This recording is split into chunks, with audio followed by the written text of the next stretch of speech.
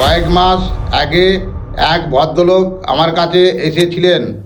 ব্যবসা একের পর এক লস, আর ছেলের পড়াশোনা তো অদ্ভুত সমস্যা। ডাক্তার, জ্যোতিষ সব চেষ্টা করেও কিচ্ছু হচ্ছিল না। শেষে তিনি পৌঁছালেন তারাপীঠে। মা তারার চরণে বসে তান্ত্রিক বিধি অনুযায়ী আমি তার কুণ্ডলী ও বর্তমান পরিস্থিতি বিচার করে দেখা গেল সমস্যা শুধু অর্থের নয়, পরিবারের ওপর একটা অদৃশ্য বাধা হয়েছিল ও শাস্ত্রবিধি অনুযায়ী কাজ সম্পূর্ণ করা হয়। আজ সেই মানুষটাই নিজের ব্যবসায় দাঁড়িয়ে পরিবারের শান্তি ফিরিয়ে এনেছে।